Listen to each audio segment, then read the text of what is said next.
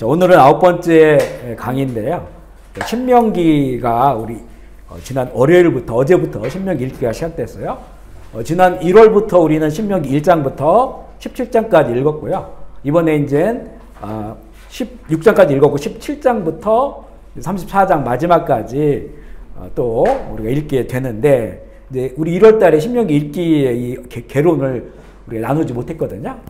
그래서 오늘 신명기 개론 나누고, 우리 다음 주에는 히브리적 관점으로 읽는 신명기라고 해서 조금 이제 신명기의 그 어떤 히브리어 언어적인, 그리고 이스라엘 가운데 그들이 가지고 있던 히브리적 그런 그 사고, 이걸 통해서 신명기를 읽는 부분을 좀 나누고자 합니다. 오늘은 이제는 개론, 신명기 읽기 개론인데, 지금 우리가 이제 18장, 지금 19장 오늘 읽었는데 넘어가고 있지만, 신명기 전체의 그런 그 맥락, 또 내지는 그런 개론적 이런 차원으로 오늘 말씀을 나누고자 하는데요.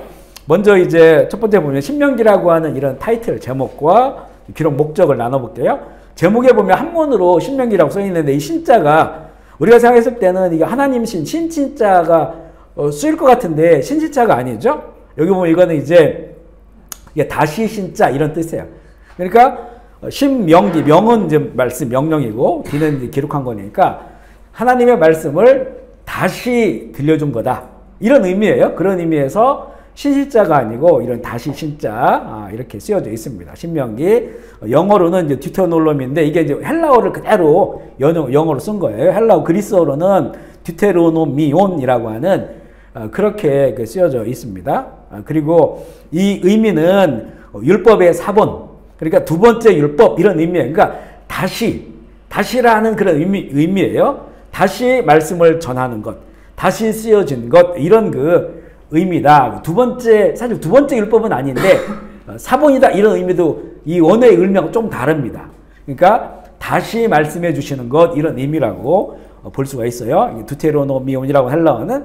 그리고 이제 그 히브리어로는 그 신명기가 엘레 핫데바림인데, 이걸 이제 그 전체적으로 보면 그 내용은 이것들이 그 말씀들이다, 이런 의미예요. 그러니까 이것들, 처음에 한 그 말씀을 여기도 다시 전한다라고 하는 의미인데, 원래는 이제 그 말씀이 히브리어는 드바림이거든요. 드바림. 이 드바림에서 이 내용이, 이 단어가 나온 겁니다. 드바림. 그런데 이 드바림은 말씀인데, 이 신명기에 보면 이 말씀이잖아요. 말 그대로 이제 그 첫 번째 전한 그런 말씀을 다시 출애굽 2세대들에게, 신세대들에게 전해주는 것, 이런 의미인데, 그 말씀이라는 것이요, 우리 뒤에도 나오겠지만 가데스 바네의 사건을 보면 하나님의 말씀도 드바림이에요, 원어로. 그런데 그 이스라엘 사람들이 12명의 정탐꾼들이 하는 말 중에서 10명의 정탐꾼의 말을 듣잖아요. 여호수아와 갈렙이 아닌 10명의 정탐꾼. 우리는 저들을 보니까 너무나 강하고 거인족도 있고 우리는 가나안 땅을 정복할 수가 없다, 이길 수가 없다라고 한 그 말들, 이 말들도 드바림이라고 써요, 똑같이. 그러니까 결국에는 우리가 어떤 드바림을 듣고 어떤 드바림을 따라 살아가느냐라고 하는 이 문제를 신명기에서 다루고 있는 거예요. 그러니까 여기서 말하는 드바림, 하나님의 말씀이 있어요. 그거는 너희들이 올라가서 정복해라 라고 하는 말씀이고, 내가 너와 함께 하겠다 라고 하는 말씀이죠. 그런데 사람들의 드바림이 있어요. 사람들은 우리는 할 수 없다, 상황을 보고 현실을 보니까 우리는 반드시 질 수밖에 없다라고 하는 사람들의 드바림. 그런데 그 많은 이스라엘 백성들이, 다수가 사람들의 드바림을 듣고 마음이 무너져 버렸어요.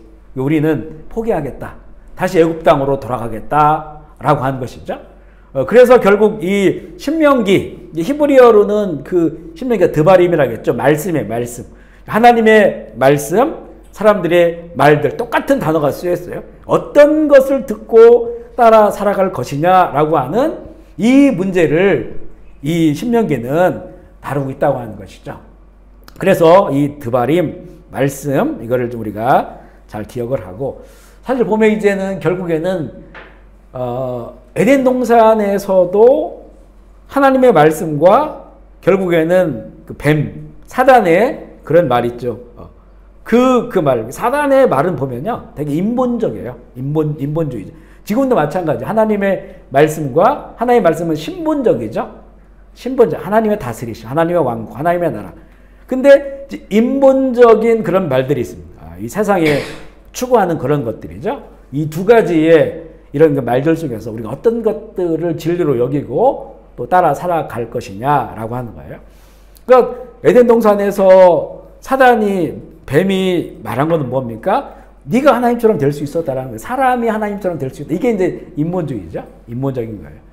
그런 그 에덴 동산에서의 그런 무너짐, 실패가 우리 인생에 그대로 반복돼서 결국 이 신명기에서도 신명기가 이게 시작하면서 과거의 일을 이야기할 때 가장 중요하게 그 이야기한 게 가데스 바네의 사건이에요.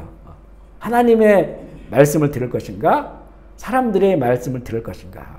거기에서 실패를 또 하는 거죠. 그런 역사 속에서 이제는 그들은 다 죽었잖아요.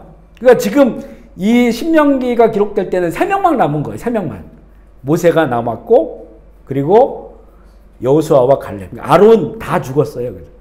대제사장 아론 죽고 다 죽었어요. 다 이제 그 신세대들만. 그러니까, 어린이로 광야로 나왔거나 아니면 광야에서 출생한 그런 사람들만 남은 거예요. 근데 결국 모세도 여기서 죽잖아요. 그러니까 이제는 지금 이 모압 평지에 있는 그 이스라엘 백성들은 다 신세대들이에요. 그리고 결국 그 첫 세대들이 호렙산 그 시내산에서 하나님과 계약을 체결하잖아요. 언약을 체결하잖아요. 여기는 그 부모 세대가 언약을 체결했던 거예요. 그리고 여기에 지금 이 모압 평지에 있는 사람들은 그 다음 세대니까 이 모압 평지에서 요단강을 건너기 전에 반드시 이 일을 해야만 되는 거죠. 모세가. 그래서 다시 그 언약의 모든 그 법, 하나의 말씀을 다시 전하고 그리고 이것을 확장하고 다시 갱신하는 그런 의미에서 이 신명기가 쓰여졌다라고 이 이름에 그런 내용들이 들어져 있다. 그래도 이 신명기의 이름은 이게 뭐 이 영어로 보든지 그리스어로 보든지 헬라어로 보든지 중요한 것은 이게 하나님의 말씀이다 라고 하는 것으로 볼 수 있고요. 기록 목적을 보면 지금 이야기한 것처럼 출애굽 신세대들에게 출애굽기, 레위기, 민수기의 그런 율법들을 반복하고 또 적용하고 확장시켜서 이 출애굽 1세대와 같은 이 불순종의 길을 걷지 않고 이 계약을 하나님과 언약을 갱신하고 결단하도록 하는 그런 그 말씀이 바로 신명기다. 그런 목적으로 쓰여졌다는 거예요. 이 신명기의 내용을 좀 분리해 보면 크게는 이 내용이 4가지로 분류할 수가 있어요. 그러니까 선포된 말씀 3번, 그리고 이제 마무리, 그 당시에 모세의 리더십이 여호수아로 이양되고 또 모세의 노래의 찬가, 그리고 결국 모세가 죽는 그런 내용으로 마무리가 되는데 이 첫 번째 단락은 보면요, 첫 번째 말씀이죠. 신명기 1장 1절로 4장 43절까지예요. 그러니까 이거는 지금으로 우리의 편으로 하면 그 율법, 하나님 주신 말씀을 본문으로 한 모세의 설교라고 볼 수가 있어요. 설교. 그러니까 3편의 설교를 했다고 보면 돼요.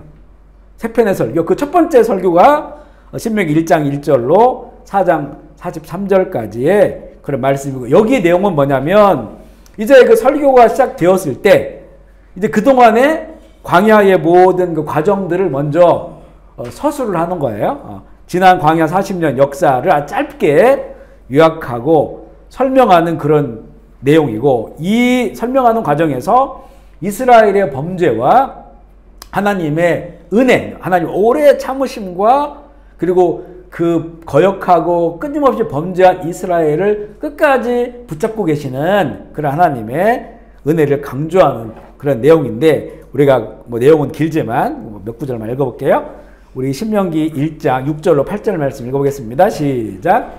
우리 하나님 여호와께서 호렙산에서 너희가 이 산에서 거주하노니 방향을 행진하여 아모리 족속의 산지로 가고 그 근방 곳으로 가서 산지와 평지와 네겝과 해변과 가나안 족속의 땅과 레바논과 큰 강 유브라데스까지 가라. 내가 너희의 조상 아브라함과 이삭과 야곱에게 맹세하여 그들과 그들의 후손에게 주리라 한 땅이 너희 앞에 있으니 돌아가서 그 땅을 차지할지니라. 여기 보면 호렙산 시내산에서 하나님이 주신 그런 말씀을 먼저 상기하잖아요. 이게 이제 그 하나님과 백성들과의 그 언약이 체결된, 하나님은 이러한 말씀을 주셨고 우리 이스라엘 백성들은 다 우리가 그것을 청종하겠습니다. 듣고 따르겠습니다. 라고 하고 이곳에서 이제는 피를 뿌려서 그것을 언약을 체결하게 되는 이런 사건을 먼저 회상을 합니다. 이스라엘이라고 하는 것은요, 우리가 이제 이스라엘이라고 하면 나라, 또 어떤 히브리인이라고 하는 종족, 이런 의미를 가지고 있지만 실제 이스라엘은 하나님의 백성인데 하나님의 백성들은 중요한 게 뭐냐면 언약의 백성이라는 거예요. 그래서 결국에는 이게 이스라엘이 혈통을 되게 강조하잖아요. 이 혈통을 강조하는데 하나님께서 원하시는 것은 이 혈통보다 그 언약 안에 있느냐를 강조하는 거예요. 그래서 이스라엘의 그 혈통이 아니더라도 이스라엘 여호와 하나님의 말씀을 받아들이고 인정하고 산다고 하면 하나님의 백성이 되는 거예요. 그래서 그 언약의 백성이 굉장히 중요하다는 거죠. 우리도 마찬가지예요. 예수님께서 이 마지막 만찬 가운데 떡과 잔을 나눠주면서 이 받아 먹으라, 이것이 새 언약의 피다라고 말씀하시죠. 그러니까 우리도 그냥 교회 다니는 사람은 의미가 없어요. 언약 안에 있는 거예요. 그리스도의 보혈, 십자가의 죽으심, 거기에 담겨져 있는 모든 구속사의 약속들이 있고 지금 현재 이루어지고 있는 약속들, 앞으로 이런 약속들, 이 모든 것을 우리가 예수님을 믿는다라고 했을 때 그걸 영접한다, 받아들이는 거죠. 받아들인다고 했을 때 그 모든 그 언약 속에 내가 있는 거예요. 그래서 진정한 그리스도인은 그 새 언약 안에 살아가는, 그러니까 예수님을 통해서 하나님과 내가 이런 그 언약을 맺은 거예요. 서로 사인을 한 거예요. 그 사인이 우리는 믿음입니다. 믿음으로. 그렇다면 우리는 그 언약의 삶을 살아가야 되는 것이죠. 그 언약의 삶을 믿음으로 언약의 삶을 살아갔을 때 진짜 언약의 백성들이 돼요. 그 언약 가운데 있으면 하나님께서 많은, 우리가 세상적으로 말하면 많은 혜택을 주시는 거예요. 혜택을. 악한 것들이 또 사망 권세들이 틈타지 못하고 우리를 이길 수 없는 그런 그 언약의 백성으로서의 길을 가고, 이 신명기에도 내용이 결국 그 얘기예요. 너희가 언약 안에 있다고 한다면 그러면 너희들의 길은 이렇게 보장되지만 하나님이 특별한 혜택을 주세요. 왜냐하면 하나님은 전능자 하나님이시죠. 그러니까 그 전능하신 하나님의 힘으로 너희들이 할 수 있는 것도 있고 너희들이 할 수 없는 것들이 있잖아요. 이런 것들을 하나님께서 해주신다는 거죠. 언약 백성. 하지만 이 하나님의 이 뜻과 말씀을 거역하면 이거는 언약에서 벗어난 거니까 그 벗어났을 때에 그들의 운명을 또 말씀해 주세요. 하지만 여기서 은혜가 뭐냐면, 그렇지만 하나님은 끝까지 이들을 버리지 않는다는 거예요. 그래서 남겨놓으시겠다. 그들로 다시 세우겠다. 그리고 이런 역사 속에서 결국 영원한 왕, 은혜의 왕이 세상 가운데 오실 것이다. 이렇게 이제 계속적으로 언약을 하나님 갱신하고. 그러니까 우리가 성경을 보면요, 이렇게 막 하나님의 진노의 말씀들이 전해져요. 하나님의 이 언약을 파기한 백성들에게. 하지만 꼭 거기에 껴있는 게 있어요. 회복의 말씀이 꼭 껴있어요. 왜냐하면 이게 사람은 언약을 파기했어요. 그러면 하나님께 그걸 못 잘라지 못한다는 거예요. 왜냐하면 하나님이 언약을 하셨잖아요. 언약을. 아브라함과 한 언약이, 이게 어찌 보면 되게 살벌한 언약이에요. 아브라함에게 짐승을 잡아놓고 두 쪽으로 갈라라게 했어요. 요거를 이제 돌을 쌓아놓고, 재단을 쌓아놓고 양쪽으로 이렇게 짐승을 잘라가지고 양쪽으로 놨어요. 그러면 피가 흐르잖아요. 이렇게요. 피가 흐르면, 그러면 어떤 식이냐면, 내가 언약을 지키지 않으면 난 이렇게 될 것이다 라고 의미거든요. 거기 그 앞으로 지나가는 사람이 내가 언약을 안 지키면 이렇게 될게라고 하는 건데, 이걸 쪼개놓고 아브라함은 기다렸었어요. 이게 무슨 의미냐면 아브라함이 먼저 거기를 지나가는 게 아니에요. 아브라함이 먼저 지나가면 언약의 주체가 아브라함이에요. 그러니까 아브라함이 하나님과 언약을 맺은 거죠. 근데 아브라함은 기다려. 막 솔개가 날라와. 이 짐승 먹으려고. 그걸 막 쫓으면서 기다릴 때 갑자기 불항아리가 나타나서 불항아리가 거기를 지나가는 거예요. 하나님 먼저 지나간 거죠. 그래, 이 얘기가 뭐냐면, 만약에 내가 너와 한 이 약속과 언약을 깨면 내가 죽을게, 이런 의미예요. 내가 이렇게 쫙 갈라져가지고 죽을게. 그게 이 창세기 15장 의 그 언약이고, 횃불 언약이라고 하는 그 언약이에요. 그러니까 사람은 반복해서 하나님 언약을 깨요. 그래, 하나님이 먼저 지나가셨잖아요. 그걸 깰 수가 없는 거예요. 그 언약을. 이걸 수천 년의 언약을 가지고 계세요. 그래서 다 무너진 것 같지만 다시 싹을 틔우고, 다시 싹을 틔우고, 다시 싹을 틔워요. 그래서 그 언약을 지켜나가는 거예요. 다윗에게 한 언약이 있죠? 다윗 왕조가 다 무너졌어요. 나라가 망했고, 무너졌는데 결국에는 다윗을 통해서 예수 그리스도가 나오시는 거예요. 이걸 이사에서는 새 순 같다 그러죠. 바로 이거예요. 그루터기. 다 잘라진 고목에서 죽은 나무 같은데 거기 또 싹이 나와요. 이 싹이 뭐냐면 하나님의 언약을, 신실한 언약을 보여주는 거예요. 거기 다시 싹이 나와 다시 시작되는 거예요, 언약이. 그렇게 이 성경의 하나님의 말씀이 이어지는 거죠. 그래서 이 말씀을 통해서 하나님의 그 은혜와 사랑을 우리는 발견해요. 이게 수천 년을 반복해서 이어져 왔다면 지금 예수 그리스도의 십자가의 그 죽음을 통해서 하나님과 우리가 언약 백성이 됐어요? 우리는 더 가까워졌으니까 우리를 자녀라고 말씀하세요. 그러니까 구약에 보면 하나님과 백성이에요. 그러니까 왕과 백성들의 의미거든요. 근데 지금 우리에게는 하나님의 왕국의 백성의 의미도 있지만, 그러나 하나님은 우리를 이제 아들의 영이 부어졌으니까 더 가까이서 자녀라는 거죠. 그래서 아빠라고 부를 수 있다는 거잖아요. 더 가까워진 그런 관계 가운데 있는 거예요. 그러니까 우리의 그 새 언약의 이런 삶도 하나님의 뜻과 말씀을 따라 순종하며 살아갔을 때 언약이 이게 의미가 있는 거죠. 의미가 있다. 그래서 예수님이 말씀하신 것처럼 주여 주여 입으로만 외치는 자가 아니고 아버지의 뜻대로 살아가는 자. 왜냐하면 그 뜻대로 살아가는 것이 언약 백성의 삶이기 때문에 그들이 하나님의 나라에 들어갈 수 있을 것이다 라고 말씀을 합니다. 이렇게 시작이 돼요. 1장 1절부터 4장 43절 첫 번째 단락인데, 이렇게 시작이 돼서 그 다음에 보면 이제는 모세 혼자 모든 걸 다 판단하고 재판하기 힘드니까 이제 뭐 천부장, 백부장, 50부장 세워라 그런 내용도 나오고, 중요한 가데스 바네아의 그 이스라엘의 거역의 사건, 12명의 정탐꾼의 사건이 또 세심하게 나오고요. 그리고 거기서 다시 광야로 들어가잖아요.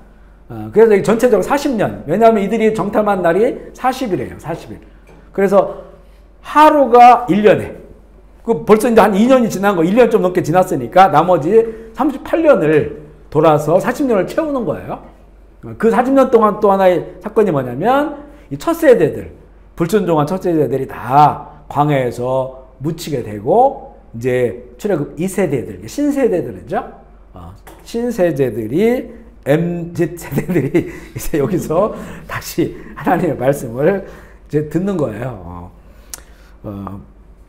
그러면서 이제는 원래는 처음에 하나님께서 이들에게 주신다. 물론 이게 땅이 확장되었을 때는 유단 동편까지도 메소포타미아까지니까 오히려 이제 그 땅을 주셨을 때, 그 처음 이스라엘의 시작은 요단강 건너 서편이에요.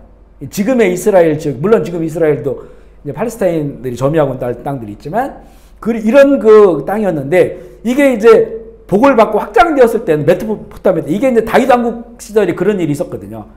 그랬는데, 그래서 원래 요단강을 건너야 되는데, 지금 요단 동편에 있는 그런 그 족속들이 있잖아요. 그들이, 하나님께서 그들과는 싸우지 말고, 그리고 만약에 거기에 있는 물을 먹거나 음식을 먹으면 다 돈을 주고 살아야겠단 말이에요. 그런데 이 이스라엘의 움직임에 대해서 두려움을 느낀 당시에는 굉장히 강한 그런 그 왕국들이었었죠. 이런 그 시온이나 이런 그 바산 이런 나라들 왕들이 군대를 이끌고 와버렸으니까 전쟁을 했단 말이에요. 전쟁을 하니까 하나님 당연히 승리를 주신 거죠. 그러다 보니까 그들을 멸절하니까 그 요단 동편이 무종상이 된 거예요. 지금의 요르단 그런 지역이 벼버린 거예요. 그랬을 때 그 이스라엘 12지파 중에서 2지파하고 반지파, 그리고 르우벤과 갓지파하고 므낫세 지파가 컸거든요. 므낫세 지파의 절반 정도가, 우리는 지금 양들, 소 기르는 목축업을 하는 사람들인데 요단강 가까이 있으니까 너무 풀들이 많고 좋은 거예요. 여기를 우리에게 주시면 안 되겠냐라고 해서 요단 동편을 2지파 반에게 할당을 해준 거예요. 이제 그거는 사실은 지금 과거 오래된 역사는 아니고 지금 현재 얼마 전에 일어나는 그런 역사예요. 그 내용을 이야기하고, 그리고 이제 우리가 그 말씀을 준행하겠다, 가나안 땅에 들어가면 우상들을 멸절하겠다 선포하는 그런 내용이 바로 1장부터 4장까지의 그런 내용. 첫 번째 단락이에요. 이거는 우리가 1월 달에 읽었던 내용이고, 두 번째 단락, 우리가 지금 읽고 있는 단락인데 이게 좀 길어요. 신명기 4장 44절부터 26장 19절까지로 보고, 이거 단락 나누는 거는 조금 신학자별로 좀 다를 수는 있는데 지금 우리는 매일 성경에 나눈 그런 분류법으로 지금 나눈 거예요. 이 내용은 긴 내용이지만 이제 하나님의 백성으로 약속의 땅에 들어갔을 때 거룩하고 경건한 삶을 이제는 살아갈 수 있도록 필요한 각종 율법의 중요한 가르침이 열거되어 있습니다.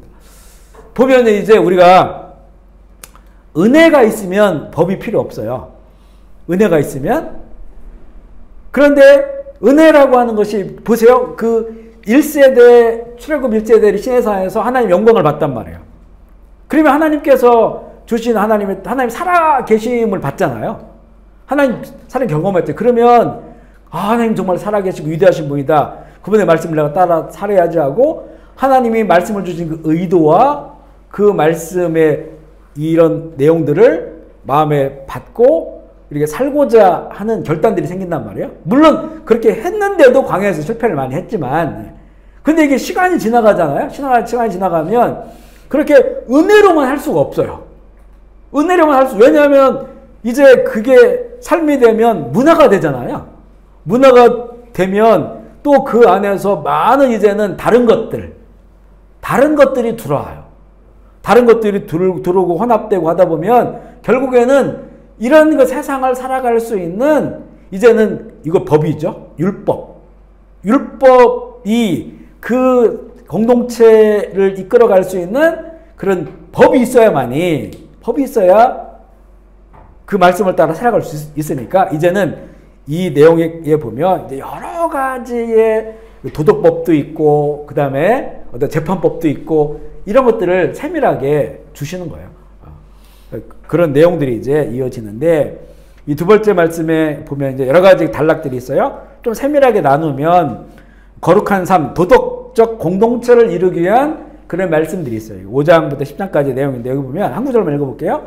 5장 17절로 20절 시작. 살인하지 말라, 간음하지 말지니라, 도둑질하지 말지니라, 내 의세에 대하여 거짓 증거하지 말지니라. 도덕이라고 하는 것이 우리가 도덕법이에요. 도덕법. 인간적인 또 인격적인 삶을 살아갈 수 있도록 하는 거죠. 그러니까 이 서로가 서로의 인격과 그 사람됨을 존중해야 돼요. 그런 것을 이제 법제화 시킨 거예요. 10계명에 있는 그런 내용들이죠. 살인하지 말고, 그리고 이 안에도 10계명이 나옵니다. 간음하지 말고, 도둑질하지 말고, 유대 거짓 증언하지 말고 하는 이제 이런 내용들이 이 내용에 나와요. 그래서 이 도덕적 사회, 이거를 도덕적 사회가 우리가 지금 말하는 어떤 이런 그 세상적인 도덕적 이런 그 사회 이전에 하나님의 말씀을 가지고 우리의 삶의 도덕적 삶을 형성하는 거예요. 그렇게 해서 도덕적 법을 이제 주신 것이고, 그리고 이제 또 한 장면은 뭐냐면 예배에 대해서, 그리고 헌신에 관한 그런 내용들이 12장부터 16장, 우리가 이렇게 분류는 했는데 좀 섞여져 있는 내용들이 꽤 있습니다. 이런 정도의 내용이 있다. 한번 읽어볼게요. 12장 5절 7절 시작. 오직 너희 하나님 여호와께서 자기 이름을 두시려고 너희 모든 지파 중에서 택하신 곳인 그 계실 곳으로 찾아 나가서 너희의 번제와 제물과 너희 실제와 너희 손에 너의 거제와 너희의 서원제와 낙헌 예물과 너희 소와 양의 처음 난 것들을 너희는 그리로 가져다가 드리고 거기 곧 너희 하나님 여호와 앞에서 먹고 너희 하나님 여호와께서 너희의 손으로 수고한 일에 복 주시고 말미암아 너희의 가족이 즐거워할지어다. 이건 한 토막인데요. 이거는 이제는 지금으로 하면 예배 드리는 거예요. 하나님께 나와서 이렇게 이거 예배라고 하는 건 하나님께 더 가까이 나아가는 또 그 은혜의 그 예배 가운데 감사의 예배도 있고 또 화목해 하는 것도 있고 또 자기를 헌신하는 이런 내용들이 있는데 이런 식으로 해야 된다라고 하는 그런 말씀을 주시고 또 이제 봉헌하는 거 어떻게 11조를 드리고 어떻게 우리 것을 하나님께 드릴 수 있는지 그런 내용들 또 읽다 보면 짐승의 그 피는 다 쏟아야 된다. 짐승을 먹어서는 안 된다. 또 안식년에 대한 규례가 있고요. 또 각종 절기, 유월절, 무교절, 또 뭐 초실절, 이런 그 장막절, 이런 것들에 대한 절기가 나옵니다. 그러니까 이 내용이 이제 뭐 의식법이라고도 이렇게 말하기도 하는데요.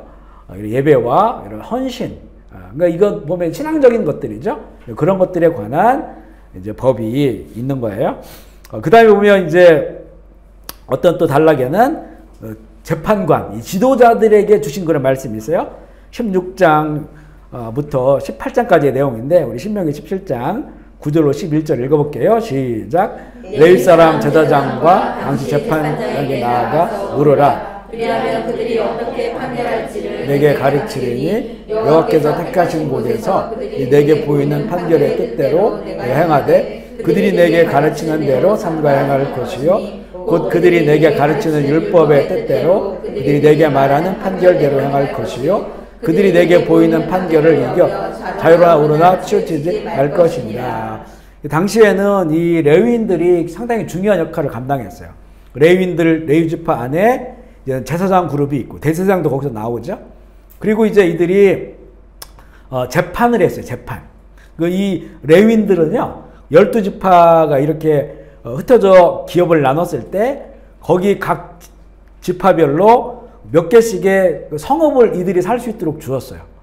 그리고 이들이 이제는 양이나 이런 것들을 기를 수 있도록. 왜냐하면 그걸로 하나님께 이제 나아가 의식을 해야 되기 때문에. 그리고 그 각 지파에 사는 이 레위인들이 어떤 고발하고 소송하고 하는 것들에 대해서 책임을 지기도 하고 또 거기서 하나님의 말씀을 백성들에게 가르치기도 하고 각종 절기들, 그러니까 절기 중에서 예루살렘의 성전에 가서 해야 되는 것들이 있어요. 남자들이. 그렇지만 또 각 지역에서 해야 되는 것들이 있습니다. 11조를 거두고 이런 것들이죠. 나눠주고 하는 것들, 이런 것들을 지방 셌다는 거예요.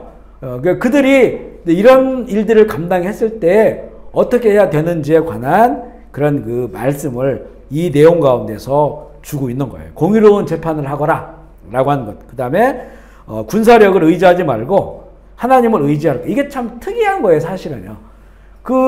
지금도 마찬가지지만 고대 왕국도 마찬가지고 어찌 보면 그 왕국에서 가장 중요한 것이 군사력입니다. 군사들을 모집하고 그리고 무기를 준비하고 전쟁의 어떤 그 전술과 전략들을 만들어내고. 그래서 하나님께서 그것을 하지 말게 했어요. 좀 있으면 우리가 읽는 내용 가운데 그런 내용들이 나오거든요. 거기 보면 군사들을 모집할 때도요. 그러니까 이거는 이스라엘은 정규군이 없어요. 그러니까 사건이 일어날 때마다 모이는 거예요. 물론 이제 나중에 왕들이 생겼을 때, 왕이 있을 때는 그 왕을 경호해야 되기 때문에 그 경호하는 그 정규군이 이제 생긴 건데, 그렇지만 일반적으로 이렇게 그 군인들은 일반 평민들의 평생활을 하다가 문제가 있을 때 군인들을 모집하거든요. 그러니까 그 내용들을 보면 자신 없는 사람들을 다 빼라. 그리고 홀어머니를 모시고 있는 사람 빼라. 그리고 결혼할 사람 빼라. 그러니까 빠지는 그 예외가 너무 많은 거예요. 그 결국에는 숫자가 중요하지 않다는 것이고 두려워하는 사람들 빼라. 그 결국에는 이게 완전 이게 하나님의 그 왕국이 다른 거죠. 왜냐하면 이게 이 전쟁을 주도하는 분이 하나님이시니까. 그리고 이게 그 전쟁이 하나님께서 기뻐하는 전쟁은 거의 그 합작품이에요. 합작품. 그러니까 하늘과 땅의 합작품으로 전쟁이 진행되는 거거든요. 그러니까 우리에게는 지금 이거를 영적 전쟁이라고 말하잖아요. 영적 전쟁도 이 땅 가면 우리 영적 전쟁을 해야 되는데 사단 마귀 권세들을 대적해서 전쟁을 해야 되는데 이 주권이 하나님에게 있다는 거예요. 그리고 우리가 그 하나님의 주권을 인정하고 그 하나님의 나라를 위해 영적 전쟁을 치른다고 하는 것은 그 대장이 하나님의 그 전쟁의 대장 되시기 때문에 우리는 믿음으로 나아가면 승리할 수 있는 거라는 거죠. 아멘이시죠. 영적 전쟁을 자기가 하려고 하잖아요. 내 힘으로 하려고 하면 굉장히 힘듭니다. 저희도 이렇게 영적 전쟁을 하면서 초기에는 이런 걸 잘 모르니까 말씀 잘 모르고 어떻게 해야 되는지 모르고 해야는 되고 해야만 되고 그러면 엄청 많이 눌리고요. 힘든 부분이 많아요. 근데 이 전쟁이 똑같아요. 구약의 전쟁이나 지금의 우리 영적 전쟁이나 하나님에게 속해져 있기 때문에 하나님을 신뢰하고 의지하고 나가는 거예요. 우리는 할 수 없다는 의지가 많거든요. 이거 우리가 할 수가 없어 라고 하는 이런 그 의지들이 많은데 패배주의 있는 거죠. 그런데 두려워하지 말고 항상 보면 이 전쟁에 나갈 때 첫 번째 하나님 말씀하신 거지 두려워하지 말고 하나님을 의지하고 나가라는 거거든요. 그대로 우리 가운데 영적 전쟁으로 적용할 수 있다는 것이고 그래서 이제 그 지도자들에게 주신 말씀이 있고요. 그 다음에는 보면 종교법, 형법, 뭐 이 전쟁에 나가는 법, 또 재산법, 도덕법 등 이제 여러 가지 내용들이 열거가 되어 있는데 몇 구절만 볼게요. 신명기 19장 3절 5절 말씀입니다. 시작. 여호와께서 내게 기업으로 주시는 땅 전체를 모든 살인자들 성을 도피하게 살인자가 그리를 도피하여 살만한 경우는 이러하니 곧 누구든지 본래 원한이 없이 부지 중에 그의 이웃을 죽인 일 그 이웃과 함께 벌목하러 산림에 들어가서 손에 도끼를 들고 벌목하려고 찍을 때에 도끼가 자루에서 빠져 그 이웃을 맞춰 그를 죽게 함과 같은 것이라 이런 사람은 그 성읍 중 하나로 도피하여 생명을 보존할 것이다. 이 도피성은 이제 율법 여러 곳에 나오는데 이 도피성 제도가 굉장히 특이한 그런 제도예요. 그러니까 살인자를 보호하는 거거든요. 근데 이제 그 살인자가 예를 들어서 계획적이고 고의적인 살인자는 보호받지 못합니다. 그래서 여기서 나오는 것처럼 이런 예를 성경에 다음 구절에 보면 도끼질하다가 도끼 쇠뭉치가 빠져나가고 옆에 도끼질하던 같이 일하는 사람이 머리에 맞아가지고 이 사람이 죽은 거예요. 그런데 이 형식적으로는 살인자잖아요. 그 사람이요. 근데 이 사람은 자기가 전혀 의도가 없는 거야. 실수를 한 거죠. 뭐 자기 실수도 아니죠, 그게. 그랬을 때 이 사람은 이 도피성이 요단강 동편에 세 군데 있었고 좌편에 세 군데 있었거든요. 도피성에 여기는 이제 제사장들이 거기 거주하고 있어요. 제사장들에게 레위지파에게 준 성 중에서 도피성을 만든 거예요. 그리고 이 사람이 거기로 가까운 도피성으로 가요. 피합니다, 거기서. 왜냐하면 이 형법이 어떻게 돼 있냐면 그러니까 내가 그 당한 사람들, 피해자가 보복하게 돼 있는 거예요. 그 가해자를. 그리고 형벌이라고 하는 것이 그 가해자에게 사형이 취해지면 그 피해자가 첫 번째로 이 사람을 가해할 수가 있는 거예요. 그래서 만약에 이것을 그냥 놔두면 이 사람은 자기가 이 사람을 죽이지 않았는데 의도하지 않은 것인데 그 보복자에게 피해 보복을 당합니다. 왜냐하면 이건 생명은 생명으로 눈은 눈으로 되는 거니까 죽였으니까 내 생명이 나가는 거예요. 그러면 이 사람의 그 피는 무죄한 피인데 이게 피가 하나님께서는 피의 외침을 들으시잖아요. 피가 생명이다. 아벨의 피의 외침을 들으시잖아요. 그래서 이 피를 중요하게 여기는 거예요. 우리 생명도 지금 심장이 멈춰야 죽음이라고 하잖아요. 뇌가 죽는다고 죽음이 아니고 심장이 멈춰라. 피를 못 뿜어내니까 피와 관련되어 있는 거예요. 그렇게 무죄한 자의 피가 거룩한 백성들의 땅에서 계속 쏟아진다면 그럼 피의 보복이 반복적으로 돼요. 예를 들어 보세요. 그래서 내가 의도하지 않게 살해를 했는데 그 보복자를 통해 내가 죽었어요. 그러면 이 사람의 자녀라든가 가족들도 억울하잖아요. 우리의 이 남편이 의도치 않게 살인을 했는데 죽임당했으니까 이 사람들이 또 보복을 할 거 아니에요. 그죠? 마음에 복수심을 가질 거 아니에요. 그럼 이 사람들이 또 이 사람을 살해하면 이게 이제 홍콩의 과거에 그 우리 스승을 죽인 그 보복을 하기 위해서 몇 년 동안 산에 가가지고 막 이런 거 해가지고 보복하잖아요. 멋있게 딱 끝나잖아요. 그걸로 끝났습니까? 여기는 또 억울하잖아요. 또 보복이 일어나는 거야. 이거는 복수에 하는 하나님의 거룩한 이 나라 가운데 그런 일들을 방지하는 거예요. 그런데 그러면 이 사람들 살인한 거 아니냐? 어떻게 되냐면 이 도피성으로 들어간 그 우발적 가해자, 살인자는 평생 거기서 나오지 못해요.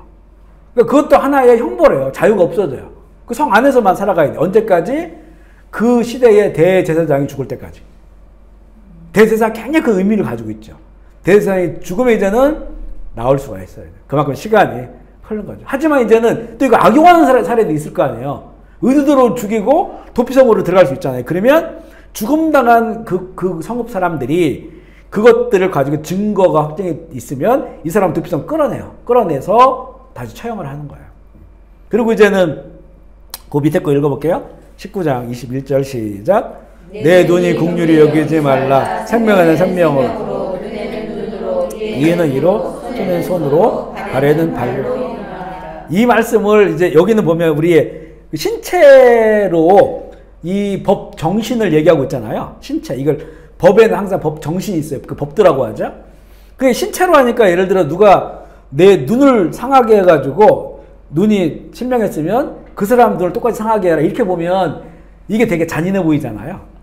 그런데 이 법 정신이 어떤 정신이냐면 굉장히 절제된 법 정신이에요. 오히려 그 지금의 법보다도 어찌 보면 더해요. 눈이 상해되면 눈으로만 해결하라는 거예요. 내가 100만 원어치, 1000불어치 해를 입었다면 그 사람에게 그 선고가 어떻게 내려야 돼요? 네가 1000불을 갚아줘라. 이렇게 되는 거예요. 지금은 어떻습니까? 지금 내가 교통사고를 당했어요? 발에 문제가 생겼는데 병원에 들어가가지고 얼마를 원합니까, 이게? 나이로 환자들. 많으면 많을수록 좋은 거예요. 어떤 때는 막 몇 배 이상. 물론 그 사람이 이제는 앞으로 살아갈 시간까지 계산해가지고 보상을 해주는 건데 거기서 이렇게 합리적으로 끝나는 게 아니잖아요. 할 수 있는 한 최대한 많이 뽑아내려고 하죠. 이걸 봉잡으려고 하죠. 지금 우리 법 이것을 제한을 못해요. 그렇게 해도 어쩔 수가 없어요. 가짜로 아는 사람한테 서류 떼어가지고 뭐 전치 4주인데 막 전치 한 20조로 떼어가지고 받을 수도 있어요. 얼마든지. 이거를 지금 법이 이거를 통제를 못합니다. 이게. 그래가지고 엄청나게 보상을 해줘야 돼요. 거기다가 요즘 정신적 피해까지 있죠. 플러스 정신적 피해까지 해서. 이게 어떤 때는 더 커요. 이게 시간이 많이 지나가면. 그러니까 지금 이 법이요. 이게 지금 3,500년 전의 법이거든요. 고대 사회의 법으로 엄청나요. 우리 그 조선시대 때 지금으로 불과 몇백 년 전이죠. 사화가 일어나면 삼족을 멸한다 그랬어요. 삼족을. 그러니까 이 사람에 대해서 왕이 어떤 자기 부왕을 누가 죽였다 이래가지고 내가 왕이 됐어요. 그러면 그 부왕을 죽인 사람들의 그 모든 가족들 다 죽여버립니다. 이게. 이런 게 지금 우리나라에도 사실 얼마 되지 않은 정말 일반적으로 통용됐던 그런 어떤 사건들이었습니다. 그리고 지금도 마찬가지예요. 그렇게 상해를 입거나 하면 누가 그만큼만 하자고 그래요. 더 하고 싶은 거죠, 다. 이 눈에는 눈으로 이는 이로는 정말 절제되고 제한된. 그리고 보복자들이 자기의 그 마음대로, 감정대로 보복하지 못하도록 만든 제한된 법이에요. 근데 또 예수님께서는 이 법 구정을 가지고 말씀하시면 뭐라고 말씀하세요? 2000년 전에 예수님 말씀하신 이 새 법이에요. 이 율법을 완성시켰다.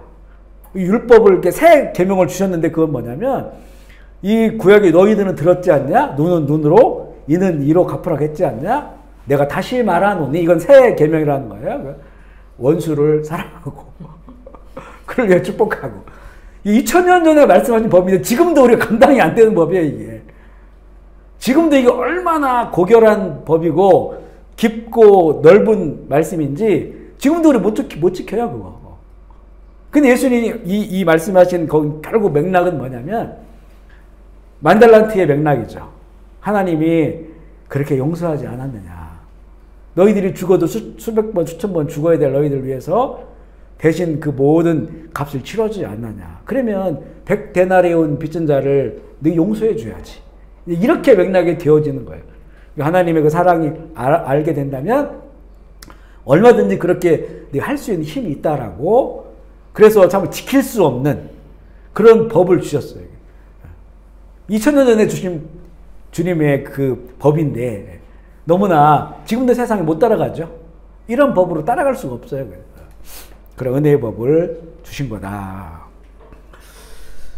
그렇게 이제 여러 이제는 그 법들을 주셨습니다. 세 번째 이 말씀은요, 여기 짧은데 27장부터 21장부터 30장 20절인데 이거는 하나님의 백성의 두 길이에요. 하나님의 백성의 운명인데 이거는 뭐랄까 정해진 운명이 아니라 선택할 수 있는 운명이야. 선택할 수 있는. 그러니까 하나님께서 에덴 동산에 선악과를 만들어 놓으신 것이기도 해요. 그 선악과는 이 인간이 주신 하나님의 형상, 한마디로 하면 자유의지거든요. 이 자유의지로 선택할 수가 있어요. 선택할 수가 있는데, 그런데 그것을 선택했을 때 어떤 그 운명으로 갈 것인가가 하나님께서 그거는 정해진 길이 있죠. 정해진 역사의 길, 인생의 길이 있어요. 하지만 이 길은 신명기 28장, 이걸 이제 중요한 신명기적 그 신앙관을 말하는데 정해졌지만 정해지지 않은 거예요. 다시 말하면 이게 정해졌지만 굳어진 게 아니라는 거예요. 굳어진 게. 그렇지만 우리는 이 신명기 28장에 이제 뒤에 나옵니다. 이 말씀을 신앙의 기초로 삼아야 돼요. 그러니까 제가 전에 어떤 책을 봤는데 그 예수님의 어떤 그 생애에 대해서 쭉 그 했는데 거기 사파를 넣으신 분이 사파. 근데 사파를 보니까 거의 우리 그 도다미 수준으로 그림을 그렸더라고. 그러니까 예수님의 어떤 뭐 눈물 흘리는 거, 옆에 닭도, 베드로가 눈물 흘리고 닭도 그려있고, 예수님 고통 이런 걸 딱 보면 완전히 한 4살, 5살짜리가 그린 그림이에요. 그렸어요. 왜 이런 사파가 있을까? 봤더니 그걸 그리신 분이 서울대학 미대를 나오시고 엄청 유명하신 분이 그린 거야. 그러니까 뭐냐면 이게 그분은 기초가 탄탄하신 분이에요. 우리 지금 피카소 같은 그림 우리 그릴 수 있거든요. 근데 나중에 피카소가 있는 사람 영혼을 봐서 막 그 영혼에 그렇게 다양한 것들을 보고 그걸로 이렇게 막 짜집게 하니까 뭐 세모지고 둥글고 이상한 얼굴이 나오잖아요. 근데 나중에 그 영혼을 보고 그린 거예요. 근데 그 기초는 뭐 누구보다도 탄탄하죠. 탄탄해. 그 기초 위에서 이제 어떤 영감을 받고 순수하게 그린 거거든요. 그러니까 우리가 그냥 몇 살짜리가 그린 거하고 다르죠. 마찬가지예요. 우리 신앙생활이 있어서 신명기 28장 이게 이제 하나의 그 기초를 쌓아가는 거예요. 기초. 그 기초 위에서 이제는 그렇지만 이게 본질적으로 하나님의 살아계심과 나의 관계를 통해서 말씀을 이뤄가게 되는 이게 이제 우리 신앙으로 주신 거거든요. 이 신명기 28장에 이건 너무나 명확하게 주시는 거고, 명확하게. 그래서 우리가 지금 어찌 보면 우리 예수님 만나고 우리 너무 자유합니다 라고 했을 때 그 자유는 이런 기초를 통해서 세워진 자유라고 하는 것을 우리가 잃어버리면 안 된다는 거죠. 그러니까 예수님이 이제 내가 만났으니 자유하니까 모든 기초를 다 무너뜨려 버려요. 이것도 안 해도 돼, 이거 안 해도 돼, 그냥. 우리 자유로우면 돼. 결국은 이거는 잘못하면 방종으로 가버려요. 근데 우리의 이런 모든 신앙의 기초는 이런 기초들을 통해서 완성되어지고 세워지는 거다라고 하는. 이게 우리 안에 쌓여져 있어야 돼요. 이거는 결국에는 이제 옳고 그름을 판단할 수 있는 기준이 되잖아. 그러니까 바울도 이 율법은 우리에게 선과 악을 가르쳐 주는 거다. 근데 그 선과 악을 가르쳐 주는 걸 우리가 가지며 품고 있지 않으면, 이걸 분별할 수 없으면 하나님의 그 자유로운 더 큰 은혜를 가졌을 때 우리는 방종할 수 있는 거예요. 그 은혜의 법만을 강조한다면. 근데 항상 우리에게는 이런 기초적인 법이 있다라고 하는 것을 이 신명기 28장을 통해서 가르쳐 주는데, 하지만 이거를 굳어진 법으로 봐서는 안 돼요. 율법주의자들처럼. 굳어진 법이 아니고 이걸 주신 하나님이 살아계시기 때문에 하나님과의 관계 속에서 이것이 풀어지고 또 깊이 나가야 되는 그런 내용인데요. 이 두 길은 너무나 명확합니다. 이게 그림산의 축복 선포, 에발산의 저주 선포. 이 그림산 에발산은 이제 요단강 건넜을 때에 그 있는 그 산인데 이제 그런 퍼포먼스를 하게 돼요. 신명기 27장 12절로 15절 말씀 읽어볼게요. 시작. 너희가 요단강을 건너 후에 시몬과 레위와 유다와 이사갈과 요셉과 베냐민 백성을 축복하기 위하여 그림산에 서고 루벤과 갓과 아셀과 스브론과 단과 납달리는 저주하기 위하여 에발산에 서고 레위 사람들은 큰 소리로 이스라엘 모든 사람에게 말하 이르기를 장속으로 조각하였거나 구워 만든 우상은 여호와께 가증하니 그것을 만들어 은밀히 세우는 자는 저주를 받을 것이라 할 것이요 모든 백성은 응답하여 말하되 아멘 할지니라. 아직 요단강 건너기 전에 주신 말씀이죠. 그러니까 그 건널 때 큰 돌을 갖다가 돌에 있는 글씨 쓰기 어려우니까 석회를 바르는 거예요. 석회를 바르면 하얀해지잖아요. 그 하얀해진 곳에 하나님이 주신 이 말씀을 기록하라는 거예요. 기록하고 그것으로 거기다 세우고 선포하라는 거예요. 그러니까 우리가 성경 구약을 잘 보면 이 어떤 기념비를 세우라는 말씀을 많이 하셔요. 기념비. 요단강을 건넜을 때도 그 강에서 주워온 12의 돌을 가지고 기념비를 세우라. 그리고 나중에 뭐라고 말하냐면 이거를 너희 자녀들에게 수학여행 코스로 삼으라는 거예요. 지구로 말하면 우리가 수학여행 갈 때 막 경주 가가지고 우리가 그런 거 모르고 살았잖아요. 우리 시골에서 막 그냥 이렇게 논만 보고 살다가 산만 보고 살다가 경주 가니까 우리 조상들이 이런 걸 만들었어? 거기 그 백제 가보니까 이런 역사가 있었네? 알게 되는 거잖아요. 그것처럼 그 요단강을 건너고 나서 여러 기념적 일을 하라는 거예요. 왜냐하면 이제 이 세대가 지나가면 전혀 모르는 그 세대들이 나오니까 그들의 손을 붙잡고 거기에 가면 그러면 물어보자. 이거 뭡니까? 라고 물어보면 쭉 얘기해 주라 하는 거예요. 물론 이제 가정에도 가르치는데 현장 학습을 하는 거예요. 그것을 보여주면서 여기 돌에 이렇게 써 있지? 우리 민족, 우리들은 이걸 생명보다 더 귀하게 여기고 하나님 주신 말씀 따라 우리 살아가야 돼. 그 하나님 지금도 살아계셔. 이렇게 가르치라는 거예요. 근데 그런 것들을 위해서 바로 그림산과 에발산에 이런 기념석을 세우고 거기에 말씀을 이제 기록하게 되고요. 그리고 이제 28장은 뒤에 있으니까 좀 이따 하겠죠. 28장에 보면 이제는 하나님의 말씀을 듣고 따라가는 자의 삶과 그리고 그 말씀을 들어도 순종하지 않은 사람들 내지는 듣지 않는 사람들의 길들을 나누는데 보면 축복의 길보다 저주의 길의 말씀이 더 많아요. 그래서 이것을 잘 새겨듣고 그러면 자기 운명을 알잖아요. 내가 이렇게 살았을 때는 왜냐하면 자기를 아멘 하거든요. 이런 저주, 그러니까 누가 우리 인생을 향해서 이렇게 저주받기를 아멘하는 사람이 어디 있습니까? 우리 자녀들에게 너 이렇게 하면 너 저주받을 거야? 아멘해. 아멘. 누가 자녀를 축복하지 누가 저주를 주고 근데 여기는 축복과 저주를 하나님의 말씀에 따라 그대로 선포해요. 그리고 그들 아멘을 한단 말이에요.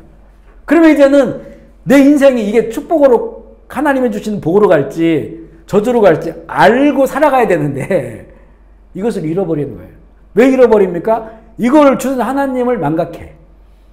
그러니까 이런 법은 있는데 이 법을 행하실 왜냐하면 그 하나님의 저주를 줘야 될 거 아니에요. 그런데 세상을 보니까 저주를 안 받는 것 같거든. 악을 행하고 이런 사람 더 잘 살게 보이거든. 이 세상이 그렇거든 세상이. 그러니까 이걸 보니까 이분 안 계시나 보다. 상관없네? 나도 그 길로 가는 거야. 근데 결국 그 길의 종점으로 가다 보면 그게 확 갈라진다는 게 알게 돼. 정말 삶이 내가 저주받은 삶을 살았구나. 이게 복받은 게 아니었구나. 잘못 살았구나. 이렇게 되는 거란 말이죠. 이게 너무 늦었지. 깨달을 때는. 그러니까 이 성경이 축복의 길과 저주의 길을 새기고 아멘 하라고 하는 것이 참 중요합니다. 근데 이 말씀을 정말 제대로 지키기 위해서는 이 말씀을 주신 하나님이 살아계시다고 하는 게 인정돼야 돼요. 세상의 재판관이 나를 처리할 수가 없어. 내가 힘을 갖고 있는데 누가 나에게 저주를 줘? 오히려 내가 다른 사람을 더 빼앗고 할 수가 있는데 그러니까 그 길 끝까지 가는 거거든요. 그러니까 문제는 이런 모든 신명기 28장의 그 신앙관이 결국에는 하나님이 살아계시면 인정돼야 되고, 그리고 하나님과 내 관계가 이제는 그게 거의 신명기의 주제이기도 하지만 하나님을 사랑하라라는 거죠. 그래서 전심으로 생명을 다해 사랑하라는 거죠. 이런 그 우선적 관계가 되어질 때 이 말씀들이 의미가 있다는 거예요. 결국 이스라엘 실패는 그게 단절돼 버렸다는 거죠. 단절되고 그 하나님이 살아계심이 인정되지 않고 그 사랑의 관계가 안 되니까, 그 세상만 보이니까 하나님의 말씀을 버려버리는 거죠. 우리도 똑같은 맥락에서 바라보면 우리도 지금의 우리 신앙인들이 그런 삶을 많이 살아가고 있다는 거예요. 그리고 오히려 어떤 지금 우리도 여러 이런 그런 그 교인의 의무 내지는 교인이라면 이렇게 살아야 돼라고 하는 이런 그 법만을 가지고 이걸로 만족하려고 하는 경향이 있어요. 내 신앙이. 이거는 결국 이것을 주시고 이 모든 것들을 바라보시고 심판하실 그 주님에 대한 순수한 그분과의 만남, 관계, 사랑, 이런 것들이 이제는 결핍되어 버렸을 때 이런 현상들이 나타나죠. 율법주의 같은 것들이. 그리고 이제 마지막 단락이 이제는 31장부터 34장까지의 내용인데요. 여기는 이제 지도력이 교체돼요. 모세에서 여호수아로 교체되고, 그 다음에 모세의 노래가 나오고, 또 모세의 축복, 12지파에 대한 축복이 나오고, 느보산에서 죽는 장면이 나오는데 좀 읽어볼게요. 31장 23절 말씀 시작.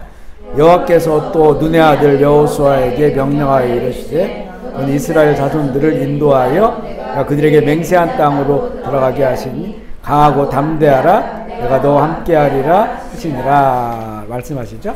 성경을 보면 누구의 아들 잘 나오잖아요. 이게 이제 왜냐하면 그 이름이 같은 이름이 너무나 많아요. 그러니까 이스라엘이 유대교 종교로 보면 여호와 하나님을 섬기는 사람들이기 때문에 그 하나님 주신 말씀 성경 안에서 그 이름을 많이 진단 말이에요. 거기에 우리도 지금 그런 경우가 많잖아요. 그렇기 때문에 누구의 아들이냐 이걸 통해서 분별을 하는 거예요. 예수님은 나사렛 예수 이렇게 얘기하잖아요. 예수라는 이름이 여기 여호수아라고 하는 이름과 같은 이름입니다. 히브리어로 하면 여호수아고, 그리고 당시에 이제 아람어 같은 거죠. 예수. 그거는 이제 예수, 원래 히브리어는 예수아 이렇게 부르고, 또 호세아도 같은 이름이에요. 하지만 여러 가지 언어에 따라서 다른 거예요. 그것을 그래서 여호수아, 호세아, 예수 같은 이름이에요. 이런 이름을 지는 사람들이 많아요. 우리 사도행전에가 나오죠. 바예수라는 사람이 바예수, 마술사.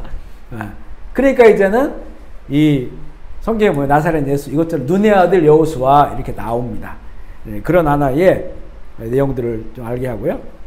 그 다음에 이렇게 여호수아로 이양이 넘어가게 된다. 신명기 32장 1절로 4절. 이건 이제 모세의 그 노래, 모세의 노래. 시작. 하늘이여 귀를 기울이라. 내 말을 들을지어다. 내 교훈은 비처럼 내리고 내 말은 이슬처럼 맺히리니 가는 비 같고 세수 위에 담비 같도다. 내가 여호와의 이름을 전파하리니 너희는 우리 하나님께 위엄을 돌릴지어다. 그는 반석이시니 그가 하신 일이 완전하고 그의 모든 길이 정의롭고 진실하고 거짓이 없으신 하나님이시니 공의로우시고 바르시도다. 이건 이제 모세의 노래이고, 홍해바다를 건넜을 때는 그 모세의 동생이죠. 여동생 미리암의 노래가 있죠. 이 미리암의 노래, 또 모세도 또 노래를 또 부른 적이 있거든요. 이런 모세의 노래, 미리암의 노래, 하나님의 그 구원을 찬양한 노래들이 시편에 보면 이게 또 다윗의 노래가 돼요. 다윗의 노래가 되고, 또 거기 또 다윗이 경험한 하나님에 대해서 또 새로운 노래를 지어요. 이렇게 쭉 그 성경에는 보면 노래하는 사람들이 있어요. 노래하는 사람. 이게 지금의 이제 찬양이죠. 찬양. 이들은 다 이 모세 같은 경우에는 자기의 전 인생을 담아가지고 노래를 드리는 거고, 또 홍해바다 갈라졌을 때는 홍해바다가 갈라진 그 사건을 일으키신 하나님의 성품과 그 놀라움을 가지고 노래를 하는 거예요. 그러니까 노래는 사실은 이게 이 글이잖아요. 시를 짓고 거기에 음료를 붙여서 노래를 만들고, 이게 시편의 그런 내용이고, 이스라엘 사람들은 그 욥기 욥기도 그 지혜서도 되지만 시가서로 보는 경우도 있거든요. 이 욥기도 그냥 노래처럼 불러요. 이게 이제 우리나라도 있죠. 우리나라 판소리 8시간짜리 완창 심청전. 왜 그 하나의 스토리인데 이걸 노래를 만들어 가지고 부르는 거예요. 그게 이제 있는 거예요. 그래 우리가 이렇게 신앙생활을 하다가 우리에게 하나님께서 진짜 하나님의 성품으로 어떤 보여주시는 놀라운 사건들이 있잖아요. 그때 우리는 찬양해야 돼요. 찬양. 그리고 기존의 이런 찬양과 더불어서 우리의 고백들을 담아가지고 찬양하는 거. 이게 바로 새 노래예요. 새 노래. 새 노래는 지금 새로 만들어낸 노래라는 의미도 있겠지만 그렇지만 내 속에 영혼에서 막 터져나오는 노래 있잖아요. 진짜로. 형식적으로가 아니라 터져나오는 그런 노래가 바로 새 노래예요. 우리가 그래서 이제 기도할 때도 보면 기도도 기도지만 또 운율이 있는 노래다 그러잖아요. 우리 말로도 기도하지만 그 속에서 또 성경에 나와 있는 하나님 찬양하는 것들로 하나님 아름다우십니다 라고도 기도하지만 그리고 또 거기에 나의 것을 담아서 기도하는 거예요. 오늘은 너무 이렇게 집에서 새벽에 교회 나오면 달이 변하는 걸 보잖아요. 어떤 아주 막 그 가까이 있는 만월도 보이고 초상달도 보이고 이렇게 보여요. 그 별들도 푸른팽이지만 아직도 그 새벽에는 많이 보인단 말이에요. 이런 것들 가슴에 품고 와서 기도할 때 그것들에 대해서 찬양하는 거예요. 그죠? 그게 너무나 이게 우리가 늘 익숙한 거지만 이게 너무 놀랍고 이것들을 만드신 하나님 얼마나 아름다우실까 라고 하는 것들을 마음에 가지고 이제 내 노래로 찬양을 하는 거예요. 이렇게 우리가 이제 새 노래가 그렇게 불러지는 거다. 성경에는 많은 노래들이 나오고 그 노래들이 이게 이어져서 노래하는 사람들을 통해서 계속 이어져 오고 있고 이 노래들은 결국 하나님의 살아계심을 경험한 그 사건들 또 내 인생 전반에 주시는 그 은혜들을 찬양하는 거다. 모세의 노래가 나오고요. 그 다음에 신명기 33장 1절로 4절 말씀 읽어볼게요. 시작. 하나님의 사람 모세가 죽기 전에 이스라엘 자손을 위하여 축복함이 이러하니라. 그가 일렀으되 여호와께서 시내산에서 모시고 세례산에서 일어나 1만 성도 가운데 하셨고 그의 오른손으로는 그들을 위해 저기는 물이 있도다. 여호와께서 백성을 사랑하시나니 모든 성도가 그의 수중에 있으며 주의 발 아래 앉아서 주의 말씀을 받는도다. 모세가 우리에게 율법을 명령하였으니 곧 야곱의 총회의 라고 하면서 12지파의 이름을 불러가면서 거기에 축복해요. 야곱의 축복도 있죠. 우리가 이제 보면 지금 이게 이제 유언적인 그런 그 축복의 메시지인데 우리는 만약에 유언을 한다면 어떤 게 가장 신경 쓰일까요? 요즘 가족, 자녀들이 가장 신경 쓰는 유언이 무엇일까요? 재산이죠. 재산. 참, 너무 세속화됐죠. 그죠? 왜냐하면 유언이라고 하는 거는 그 죽음을 앞둔 분의 전 생애를 담아서 주는 말이에요. 자녀들에게. 그런데 지금의 그 가장 큰 관심은 저 상가는 누구에게 줄까? 현금은 누구에게 줄까? 이 집은 누구에게 이게 만약에 우리 믿는 사람들에게도 진짜 이런 것들이 주는 유언을 하는 사람도 이게 최대의 관심이고 듣는 사람도 이게 최대의 관심이라면 참 이게 참 안타까운 일이죠. 왜 이게 최대의 관심이 되었을까라고 하는 거죠. 그러니까 야곱의 축복, 모세의 축복. 우리도 이런 그 여호수아도 이제 죽기 전에 이 메시지를 남기잖아요. 너희들이 만약에 세상이 좋으면 가라. 하지만 나와 우리 집은 여호와 하나님만을 섬기겠다. 라는 유언을 남기는 거예요. 그러니까 우리도 이렇게 이제 정말 이 내 인생 전반에 이 담고 있었던 말씀을 남기는 거예요. 저는 저희 아버님이 지금 이제 요양원 들어가신 지가 한 3년 되셨나? 근데 이렇게 이제 뭐 요양원이 저희 또 그 매형, 누님 운영하시는 그런 요양원이고 또 저희 막내 동생도 거기 일하고 있기 때문에 늘 소식을 듣죠. 듣는데 뭐 요양원에 많은 그런 거기 계신 분들이 있는데 아버님은 그냥 거기 예배 드리고 하면 늘 아버지는 아멘 하고 그리고 주여를 제일 많이 주여 아멘 그리고 지금은 저희들 정도는 기억하지만 손주들은 기억이 없어요, 별로. 그러니까 헷갈려 하시고 그러거든요. 그런데 찬송가는 다 찬송가 부르시고, 그러면 이제는 이분이 평소 어떻게 살았는지를 우리가 알게 돼요. 그러니까 끝까지 그분 속에 남아있는 것이 뭐냐. 그게 그동안 살았던 인생이거든요. 그게. 이게 저희는 유언처럼 받아들여지는 거예요. 동영상을 이렇게 보면 주여 주여 계속 하시고 아멘 아멘 하시고, 전에 이제 제가 아마 거의 여름에만 한국 나갔다가 11월 달인가 한번 급하게 일주일 갔다 온 적이 있거든요. 근데 아버님이 이제 큰 수술을 하시게 돼서 어머님이 갑자기 전화해가지고 막 우시길래 제가 가겠습니다. 가가지고 제가 사인하고 일주일 동안 이제 아버님이 수술을 9시간인가 하시고 깨어나시고 일주일 동안 제가 같이 병상에 있다가 이제 왔는데, 근데 아버님이 이렇게 수술에 깨어나시잖아요. 깨어나시는데 그 소리가 계속 주여 주여 하시는 거예요. 깨어나시는데 뭐 욕하는 사람도 있고 그렇다더라고요. 근데 계속 주여 주여 주여 주여 하시는데 그때 마음속에 이게 유언이구나 싶은 생각이 들더라고요. 지금도 마찬가지거든요. 그러니까 그분이 함경림 목사님도 나중에 치매가 심하셔가지고 그 순하신 분이 욕도 하고 그러셨다더라고요. 근데 누가 예수님 그러면 눈물이 글썽글썽 거리더라는 거예요. 예수님 그러면 다 잃어버리셨는데. 그러니까 그런 것들이 사실은 유언과 같은 거죠.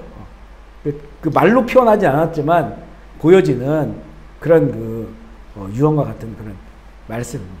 근데 이렇게 거룩한 길을 걸었으면서도 그게 끝까지 안 나타나는 경우도 있어요.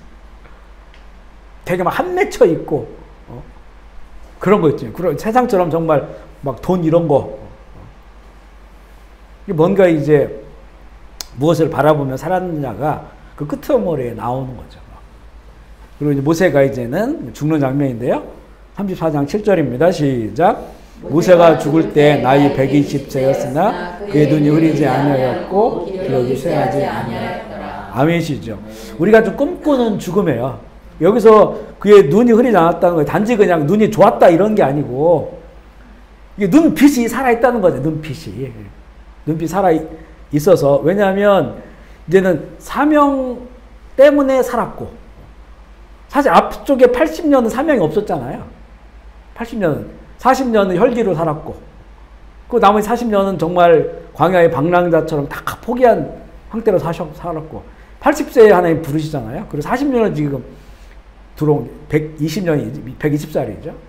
그러니까 이게 사명으로 살다 죽는 것이 제일 우리에게는 정말 우리가 꿈꾸는 기도해야 될 그런 그 기도 제목이에요. 그래서 우리 믿는 자들은, 제자들은 정말 늙어 죽어도 안 되고, 늙어 죽었네, 병들어 죽었네. 물론 우리가 이 모세가 이랬지만 병이 있을 수 있단 말이에요. 그렇지만 성경은 결론이 병들어 죽었다고 안 나온단 말이에요. 사명 끝나 죽었다는 거예요. 그러니까 우리도 마찬가지예요. 외형적인 모습은 어떨지 모르겠어요. 병을 안고 있을 수도 있고, 이 하영종 선생 같은 경우가 젊었을 때부터 신장, 간 이런 게 안 좋아가지고 병원을 해가지고 날마다 나중에 투석하고 몇 번씩, 3번씩이나 투석하고, 그러다가 어느 날 쓰러져 이렇게 이제 한나라 가셨는데, 보면 그런 것이죠. 병 들었어요. 병 들었는데 사명을 포기하지 않았어요.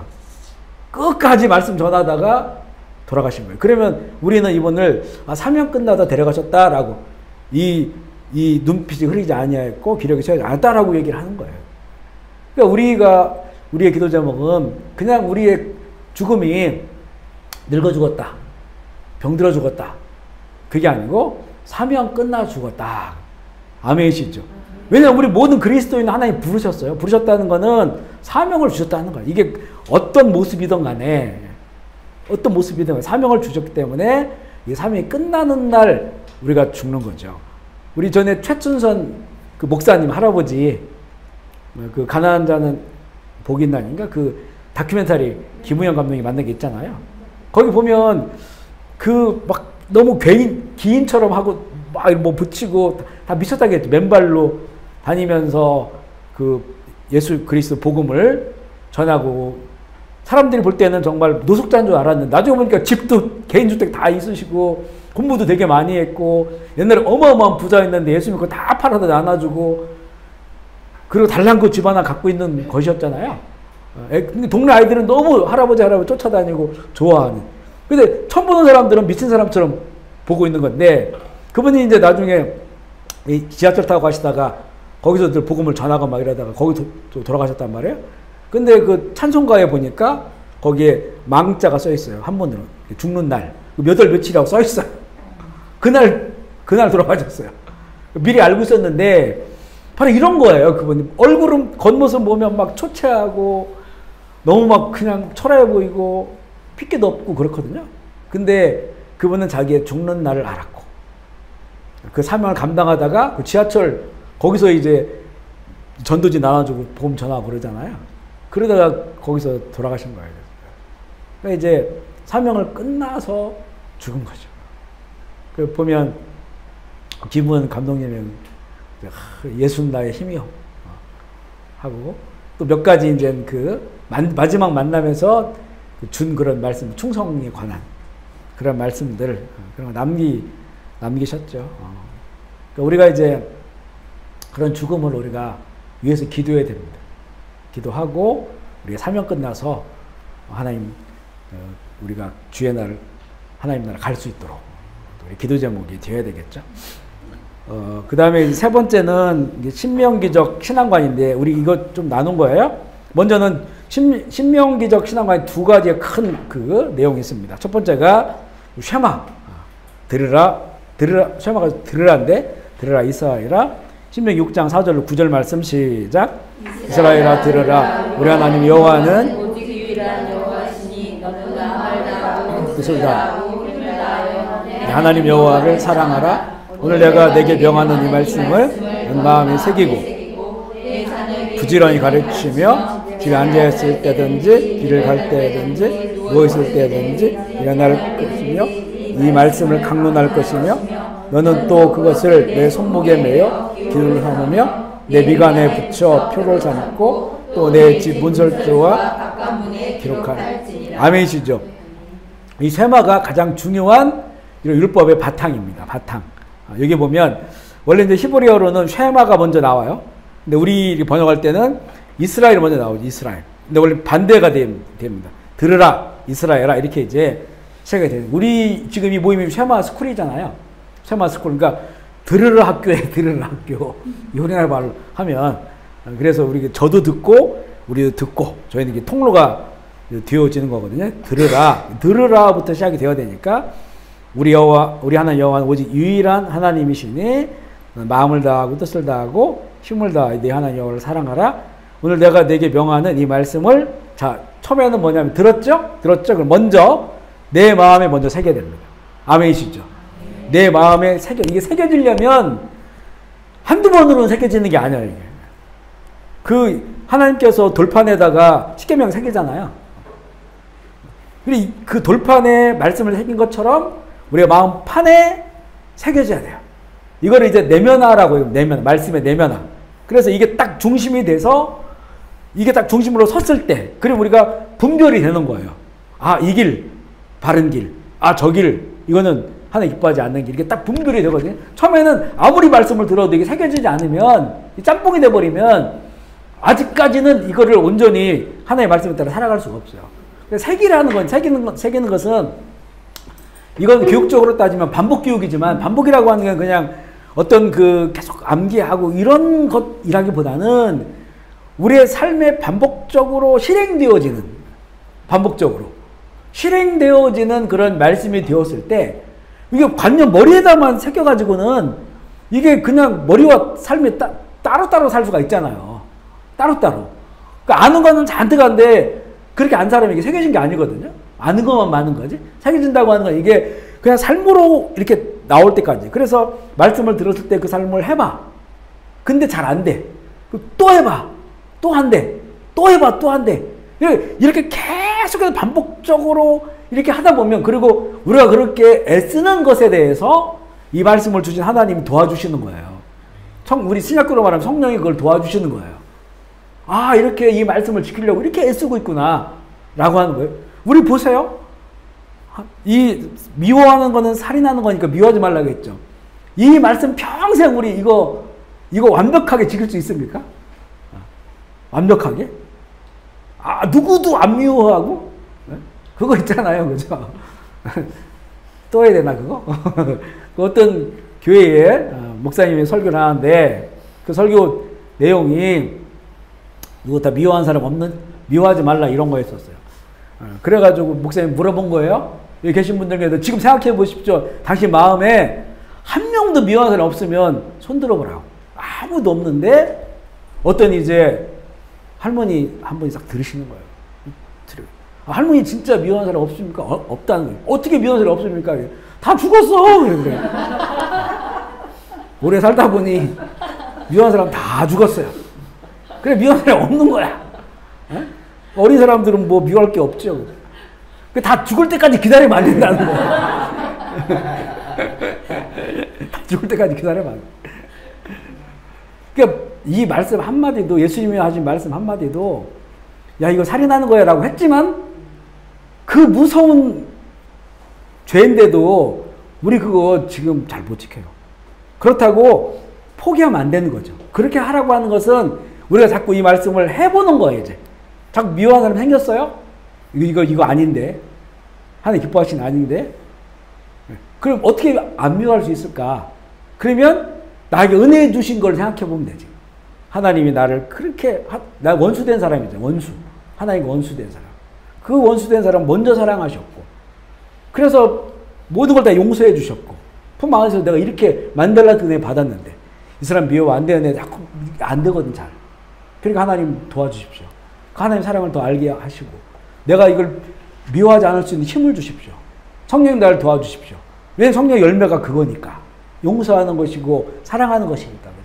그러니까 이렇게 우리가 그 말씀 하나하나를 마음에 새기는 거예요. 근데 이것과 분리된 삶을 살면 새겨지지가 않습니다. 아멘이시죠? 먼저는 내 마음에 새기는 과정 가운데 있는 거예요. 그러면서 자녀에게 부지런히 가르쳐. 왜냐하면 내가 이게 안 새겨지면 자녀한테 가르쳐도 효과가 없어요. 엄마도 그러면서 엄마도 욕하면서 나한테 욕하지 말라고 그래. 이렇게 되거든요. 그러니까 내가 그래, 엄마도 그럴 때 있지만 나도 지금 내가 이걸 따라 살려고 내가 그렇게 기도하고 이렇게 하고 있단다. 그러니까 너도 이런 말씀을 우리가 자녀들에게 가르쳐서 너도 우리가 함께 하나님 원하시는 삶으로 살아가자 라고 이렇게, 그것도 부지런히 부지런히. 그러니까 우리 사실은 그 교회가 교회교육 담당하고 있지만 가장 중요한 것은 가정에서 우선적으로 이 성경을 교육시키는 거예요. 물론 이거를 앉혀놓고 막 이렇게 교육시킬 수도 있지만, 왜냐면 아이들이 이렇게 살면서 보면 애들도 이제는 애들이 판단해야 될 때가 있거든요. 유치원 갔는데 학교 갔는데 이런 일이 발생했어요. 어떻게 할까요? 그래, 이걸 가지고 세상적인 기준으로 말해주지 말고 하나님 이렇게 말씀하셨는데 해볼 수 있냐? 예수 이렇게 말씀하면 네가 한번 그 친구 용서할 수 있어? 걔가 이렇게 해를 입혔는데 너는 걔한테 먹을 거 갖다 줄 수 있어? 이렇게 가르치는 거예요. 이렇게. 이게 이제 그것을 부지런히 하라고 했으니까 우리 아이들이 장성해서 그게 하나의 삶이 될 때까지 계속해서 가르치는 거예요. 그럼 이 부모가 그런 삶으로 변화되지 않으면 힘들어요. 세상과 똑같이 하는 거예요. 너 한 대 맞았냐? 너 2대 때려라. 아니면 막 선생님한테 쫓아가가지고 왜 이렇게 됐냐고 또 경찰 부르고 이렇게 되면, 물론 우리가 어떤 불의한 것들에 대해서 참으라고 하라는 게 아닌 거예요. 불의한 것들은 우리가 분별해서 어떻게 그걸 해결할까는 이제 또 다른 문제고요. 우리 자녀들을 교육시킬 때 부지런히 가르치고, 그 부지런히를 보여줘. 집에 앉아있을 때, 길을 갈 때, 누워있을 때, 일어날 때, 애들이 아주 엄청나게 놀라간 얘기죠. 이렇게 하겠다. 이 말씀을 강론하라겠지, 강론. 이 강론은 이게 어려운 말 같지만 어떤 얘기냐면 그 눈높이에 쉽게 풀어서 가르쳐 주라는 말이에요. 강론이. 그 눈높이에 3살짜리면 3살에 맞게, 10살 때 10살에 맞게 그렇게 눈높이에 맞춰가지고 쉽게 풀어주고, 그래도 이 마음에 이 말씀 새겨지고, 왜냐하면 세상과 반대로 살아야 되니까. 그래서 손목에 메고 또 미간에도 붙이고, 실제 이제 유대인들은 지금도 이렇게 하고 있잖아요. 세마통이라고 해서 문절주에도 붙이고 뭐 여기 보면 다 이렇게 이 무슨 각 통문각 해가지고 이렇게 묶고 여기다 묶고 이렇게 해가지고 거기 열어보면 이제 말씀이 들어 있거든요. 몇 가지 이런 말씀을 넣어놔요 거기다가. 그렇게 해라. 이 정도로 해야 이제 그 하나님을 사랑하고 그 사랑 안에서 말씀 따라가는 게 이게 유지되지. 이 정도 안 하면 안 된다는 건데 이스라엘이 계속 실패하잖아요. 결국 이제 여기에서 실패해요. 사사기가 끝나면서 사무엘이 딱 마지막 사사 그리고 이쪽 왕정의 첫 사다로 등장하실 때 그때는 완전히 끊어져 버렸어요. 여호와 하나님 아는 사람이 없어. 다 자기 마음대로 살아요. 이스라엘 백성들이. 이게 400년이 지나갔어요. 이스라엘 가나안 땅을 정복하고 나서. 이런 현상이 발생된 거예요. 바로 이 쇠마, 이 말씀을 온전히 이루지 못한 것이죠. 이게 이제 그 신명기적 신앙관의 가장 중심 내용이고, 아까 읽은 내용, 아까 같은 내용인데, 말씀을 듣고 따르라, 순종. 신명기 28장 1절로 6절 말씀, 시작. 내가 내 하나님 여호와의 말씀을 삼가 듣고, 내가 오늘 내게 명령하는 그 모든 말씀을 내 하나님 여호와께서 너를 세계 모든 민족 위에 뛰어나게 하실 것이다. 내가 내 하나님 여호와의 말씀을 순종하면 이 모든 복이 내게 임하며 서금에서도 복을 받고 들에서 복을 받을 것이며 내 몸의 자녀와 초지의 소산과 내 짐승의 받을 것이며 내 광주리와 떡 반죽 그릇이 복을 받을 것이며 내가 들어와도 복을 받고 나가도 복을 받을 것이니라. 아멘이시죠? 이 복을 여기 보면 되게 이제는 되게 현실적인 그런 복에 대한 말씀인데, 사실 성경에서 나와 있는 그 복의 궁극적인 것은 행복이에요, 행복. 그러니까 내가 떡 반죽 그릇이 행복하다. 이거는 그냥 뭔가 우리는 복을 받는다고 하는 거 되게 많은 거, 잘 되는 걸 많이 생각하잖아요. 물론 구약적 의미에서는 그런 의미도 있어요. 그게 번성의 의미가 있는데, 하지만 이 신구약을 통합해 봤을 때 이 복은 행복이에요. 우리의 어떤 그 식탁이 비록 잘 먹고 잘 사는 사람들에 비해서 적지만 하나님의 길을 따르고 그 길을 순종하면서 갈 때 거기가 행복하다는 거예요. 그리고 시편에서도 그 여러 축복의 내용을 보면 가족들이 둘러 앉아 수고한 대로 먹는 거예요. 우리가 수고한 대로 못 먹는 경우가 많거든요. 수고한 것보다 과하게 먹는 거는 이거 뭔가 바르게 살지 않는 거예요, 이거는. 그러니까 수고한 대로 먹는다라고. 이게 이제 행복이거든요. 그러니까 우리에게 이런 하나의 행복한 삶을 주시는데 거기에다 하나님의 특별한 그 은혜들이 부어지는 거예요. 그 말씀 순종하며 따라가며 이런 것들이 계속 나오죠. 반대의 상황, 말씀 순종하지 않았을 때 우리 15절로 19절 말씀 시작. 내가 만일 내 하나님 여호와의 말씀을 순종하지 아니하며 내가 오늘 내게 명령하는 기본 명령과 규례를 지키지 아니하면 내가 임하며 내게 이를 것이니 내가 성읍에서도 저주를 받으며 들에서도 저주를 받을 것이요 떡반죽 그릇이 저주를 받을 것이요 내 몸의 소생과 내 토지의 소산과 내 소와 양의 새끼가 저주를 받을 것이요 내게 들어와도 저주를 받고 나가도 저주를 받으리라. 또 이 말씀을 똑같이 봤을 때 그러면 저주받는다고 하는 것은 그러면 이 사람이 다 뺏기고 가난해지고 안 되냐 이렇게만 봐서는 안 되는 거예요. 왜냐하면 그 복이 행복이라고 했던 것처럼 이 저주는 불행을 말하는 거예요. 어떤 사람은 엄청 잘 살아요. 우리 잘 믿는 사람보다 훨씬 더 잘 살아요. 그런데 불행해요. 이 불행을 말하는 거예요. 여기서 성경이 말하는 복은 행복한 거고 이 저주는 불행을 말하는 거다. 아무리 소가 많고 양이 많고 풍성한 곡식이 난다 할지라도 그는 불행해지는 거예요. 그렇게 우리가 이 말씀을 볼 수가 있다 하는 것이고, 왜냐하면 하나님 우리에게 주시는 그 복은요 사실은 이 원형, 우리가 하나님 형상으로 만들어졌잖아요. 그 형상이 죄로 인하여 형상을 잃었잖아요. 그러니까 실낙원, 에덴을 상실했어요. 그 상실은 어떤 에덴이라고 하는 공간을 상실한 것이 아니고 우리의 하나님이 우리에게 주신 원형, 그 원형을 완전히 다 상실한 건 아니에요. 완전히 상실한 건 아니지만 하나님과 그 연결되어져서 풍성한 생명을 누리는 그 원형이 이 하나님과 단절되니까 이게 끊어져 버린 거거든요. 그러니까 하나님의 그 원형이 회복되는 것이 진정한 복이거든. 진정한 복이고 축복인데, 이 하나님을 사랑하고 그 말씀을 따라 살아가면 그 하나님의 그 사람을 창조한 원형, 진짜 사람됨이죠.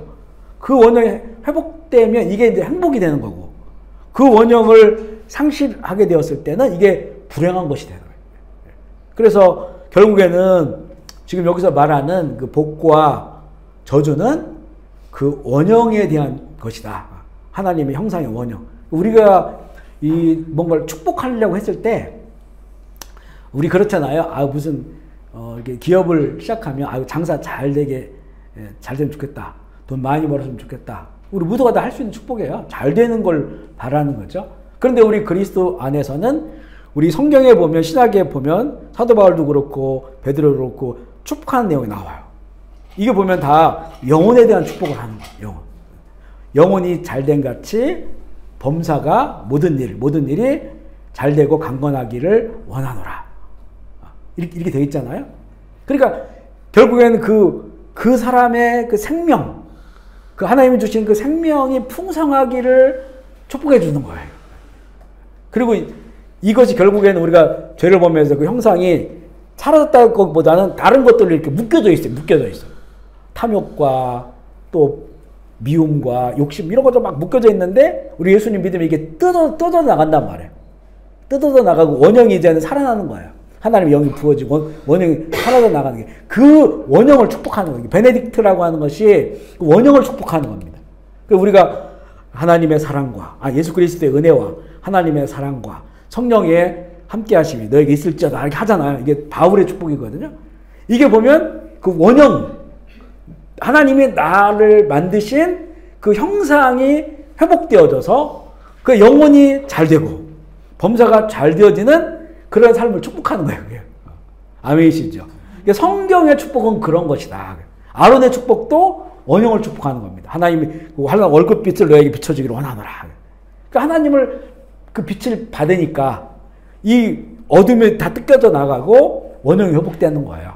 그러니까 우리 자녀들을 우리가 축복할 때도 그 원형이 회복되기를 축복하는 거예요. 원형을 축복해 주는 거예요. 이 영혼을 축복해 줘요. 영혼. 우리 자녀가. 너 돈 많이 벌고 좋은 직장 갖고, 이거는 두 번째 문제. 왜냐하면 순서가 영혼이 잘된 것 같이 범사가 잘 되는 거잖아요. 이게 범사가 잘 되는데 영혼은 피폐해지면 의미가 없어요. 우리한테는 그게. 오히려 그 잘 되는 것이 하나님과 더 멀어지게 하는 도구가 되어버리니까. 그러니까 항상 우리의 축복은 원형을 축복해줘요. 원형을. 그렇지 않고 범사를 축복하면 똑같아. 세상 사람들이나. 우리 세상 사람들 뭐 식당 가도 먹고 돈 많이 버세요 하고 나오잖아요. 우리 똑같이 돈 많이 버세요. 물론 그거 좋아하니까 그렇게 하긴 하는데, 우리도 안 믿는 사람들이나 뭐 모르는 사람들에게는. 하지만 우리가 밥 먹으러 가서 기도할 때는 이 예수님 말씀한 것처럼 이곳에 평화를 위해 기도하라. 이게 바로 원형이거든요. 평화는 사람들 사이에 있는 거거든요. 여기가 돈 많이 벌게 해서 그럼 그 사람들만 위한 것이지만, 평화는 그거는 이제 사람이 회복되는 거예요. 그죠? 평화를 위해서 기도하라. 여기 원형이에요. 원형 회복되는 거. 우리가 축복을 할 때 우리 자녀들, 특별히 이제 자녀들은 부모가 축복해야 되기 때문에 자녀들을 축복할 때 그 원형을 축복하고, 그 위에서 이제는 범사가 잘 될 수 있도록 그렇게 축복해 주셔야 되는 거죠. 그래서 신명기 28장은 먼저 신명기 그 쇠마 그 다음에 있는 거예요. 하나님을 사랑하고 이게 원형이 회복되는 거죠. 여기서 이제는 그 말씀, 율법의 말씀들을 따라 순종하고 살아가는, 그리고 이게 돼야 이거 할 수 있는 힘이 생겨요. 예수님 잘 믿어야 우리가 그 말씀을 지켜 따라갈 수가 있어요. 그런 맥락으로 볼 수가 있고, 율법을 주신 목적 한번 같이 읽어볼까요? 시작. 히브리 율법은 하나님의 권위 안에 지침이었다. 율법은 백성의 도덕, 영적, 사회적 삶을 지도했다. 율법의 목적은 하나님을 더 깊이 알고 그에게 더 깊이 헌신하기 위한 것. 그러니까 율법은 단지 어떤 법을 지켜 살아가는 그 이전에, 이 율법은 그러니까 예를 들어서 하나님이 이렇게 법을 주셨다고 하는 것은 하나님의 성품이 담겨져 있는 거잖아요. 성품과 무관한 것을 법으로 안 주시잖아요. 그 성품이 담겨져 있는 것이기 때문에 이 법을 통해서 하나님을 더욱더 알아가게 되고 그 하나님과의 관계, 살아있는 관계를 통해서 또 그 법을 지켜나갈 수 있는 영적이고 도덕적이고 사회적인 그런 그 삶을, 거룩한 삶을 그 법으로 보여주는 것이다. 신약은 똑같은 내용이에요. 디모데후서 3장 16절 17절 시작. 모든 성경은 하나님의 감동으로 된 것이고 교훈과 책망과 바르게 함과 의로 교육하게 유익하니 하나님의 사랑으로 온전하게 하여 모든 선한 일을 행할 능력을 갖추게 하라. 아멘이시죠? 이번에 영적으로고 또 이 사회적으로 도덕적으로 다 구약 말씀이나 신약 말씀이 그렇게 살아가게끔 하시는 거고, 다섯 번째는 신명기의 선교적 의미인데요. 첫 번째 보면 이방 문화 가운데 살면서 하나님의 말씀으로 그의 나라를 세우라라고 하는 그런 의미가 있다. 선교적 의미인데, 신약에는 마태복음 28장 19절 20절 시작. 그러므로 너희는 가서 모든 민족을 제자 삼아 아버지와 아들과 성령의 이름으로 세례를 베풀고 내가 너희에게 분부한 모든 것을 가르쳐 지키게 하라. 볼지어다 내가 세상 끝까지 너희와 항상 함께 있으리라 하시니라. 아멘이시죠? 결국에는 이 땅이 이스라엘 땅이 아니에요. 물론 아브라함이 살던 그런 땅, 약속의 땅인데 거기 이방 민족이 살고 있었어요. 그곳에 들어가서 하나님의 말씀을 이렇게 독특한 이 말씀을 따라 살아감으로써 이제는 그의 나라를 세우고 확장하라고 하는 그런 의미죠. 가나안 땅을 주신 것은. 신약도 마찬가지. 너희는 가서 모든 민족을 제자 삼으라. 모든 민족. 이건 이제 이방 민족들 말합니다. 다른 문화를 가지고 살아가는 그런 그 사람들, 그들로 제자 삼고, 제자 삼으려면 거기서 살아야 되죠. 거기 살면서 제자를 삼고, 그리고 그 모든 걸 가르쳐 지키게 하라. 이방 문화, 이방에 그 가는 그런 그 어떤 이치들, 세상의 방식들, 그런 삶 속에서 하나님의 말씀을 가르쳐 지켜서 하나님 나라를 확장시키는 그런 일을 하라고 하는 같은 맥락의 그런 말씀입니다. 또 두 번째 선교적 의미는요, 신명기가 유일하신 한 하나님 신앙을 강조하고 있어요. 여기 보면 그거는 이제 신명기 6장 4절 말씀을 히브리어로 써놓은 건데요. 쉐마 이스라엘 아도나이 엘로헤이누 아도나이 에하드. 이스라엘아 들어라 우리 엘로임, 우리 하나님. 엘로임 보통 이제 가드, 엘로임 하나님이고 여호와. 근데 여호와를 왜 아도나이라고 하냐면 원래 하나님께서 모세에게 이름을 가르쳐 줬어요. 여호와라고 하는 이름을 가르쳐 줬는데 십계명에 어떤 말씀이 있냐면 하나님의 이름 망령되게 일컫지 마라 라고 말씀했거든요. 근데 하나님의 이름을 들었어요. 들었는데 이거를 그 하나님 이름을 부르려고 하니까 내가 이걸 좀 망령되게 일컬으면 이건 큰 범죄가 되잖아요. 그러니까 그 들은 여호와라고 하는 이름을 잘 사용을 안 한 거예요. 안 하고 다른 이름으로 아도나이라고 부른 거예요. 아도나이. 내 주 이런 의미인데, 그러니까 아도나이라고 부르니까 오히려 사람들이 아도나이라고 더 많이 써서 원래 이 단어는 있는데 이거를 여호와로 읽어야 되는지 야훼로 읽어야 되는지 야훼로 읽어야 되는지 모르는 거예요. 그래서 지금 우리 성경에 여호와로 돼 있고 이 공동번역 캐톨릭에서는 야훼로 돼 있고 이 캄보디아 말은 아마 야외로 돼 있을 거예요. 왜냐하면 이거를 그 이름을 발음을 잃어버렸어요. 왜냐하면 부를 수 없으니까. 그래서 대칭으로 부른 것이 바로 아도나이다. 아도나이. 그래서 아도나이가 여호와라는 그런 말씀인데 여기에 강조된 건 뭐냐면 이스라엘 들으라. 이게 직역한 거예요. 우리 엘로힘 하나님은 여호와시며 여호와는 하나이시다. 이런 말이에요. 그러니까 근데 우리는 삼일체를 말씀하고 이거는 한 하나님의 새 신격인데 우리는 이제 우리로 이해하려면 새 인격이라고 이렇게 이야기를 하는. 이건 사실은 거의 세상에는 이거를 비교할 만한 그 비교 가능한 것이 없어요. 왜냐면 세상에 이런 거 없기 때문에 완전한 하나이면서 또 다른 새 신격. 이거는 세상에는 이런 게 없습니다. 누구는 보면 나는 교회에서는 목사님이고 이 사람에게는 남편이고 애들에게는 아빠다. 이렇게 이건 틀린 설명이에요. 이 삼일체를 왜냐하면 저는 하나잖아요, 그죠? 근데 제가 아버지 때는, 아버지로 부를 때는, 뭐 너무, 인자하고, 또 남편일 때는, 굉장히 성격 안 좋고, 목사님일 때는, 또 가식적으로 이러고, 이렇게 안 되거든요, 사실 이게. 근데 이게 하나님은 완전한 일체, 조화. 왜냐하면 이제 하나님이시니까. 근데 이게 성부, 성자, 성령의 또 독립적인 그런 인격을 가지고 있어요. 그런데 하나이다. 그러니까 우리로는 이게 안 돼요. 상상할 수 없는 그런 어떤 신적인 그런 조화로 볼 수 있는데, 그래서 하나님이라고 하는 것을 이렇게 강조하고 있는 것이고, 이게 신약으로 보면 오직 예수 그리스도의 복음으로 사도행전 4장 1절로 10절로 12절 시작. 너희와 모든 이스라엘 백성들은 알라. 너희가 십자가에 못 박고 살리신 나사렛 예수 그리스도의 이름으로 이 사람이 건강하게 되었느니라. 또 섰느니라. 이 예수는 너희 건축자의 버린 돌로서 진보통 위에 머릿돌이 되었느니라. 다른 이로서는 구원을 받을 수 없나니 천하 사람 중에 구원받을 만한 다른 이름을 우리에게 주신 일이 없습니다. 아멘이시죠? 오직 한 분의 이름, 오직 예수 그리스도의 이름으로만 구원받음을 전하고 있습니다. 이게 선교적 그런 의미고요. 세 번째는 이스라엘이 하나의 열방의 모델이 된 것처럼 우리 부르심을 받은 우리들이 열방의 하나님 나라의 모델로 부르심을 보여주고 있는데요. 베드로후서 2장 9절 시작.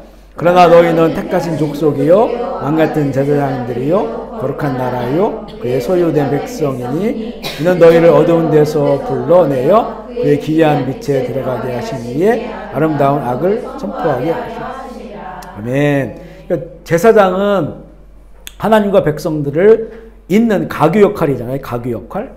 똑같이 이 신약에 우리를 제사장처럼 불렀는데, 이거는 이제는 신약에는 제사장이라고 부르지 않고 제자라고 불러요. 제자. 이 제자들, 왕 같은, 왕은 만왕의 왕 예수 그리스도, 예수님을 닮은, 예수님께 훈련받은 그런 제자. 이 제자들이 역할이 뭐냐? 구약의 제사장 같은 그런 역할이에요. 죄에 빠진 세상, 그리고 그 부르신 하나님. 그 가운데서 이 세상을, 죄에 빠진 세상들을 예수 그리스도의 이름으로 구원한 하나님의 백성으로, 하나님의 자녀로 삼는 거에 부르심을 받은 자들, 바로 이스라엘이 그런 사명이 있었던 거예요. 사명. 이스라엘을 통해서 이스라엘을 많이 하나님의 나라가 아니고 선미 이제 이걸 선택해서 세상에 이런 나라가 있어?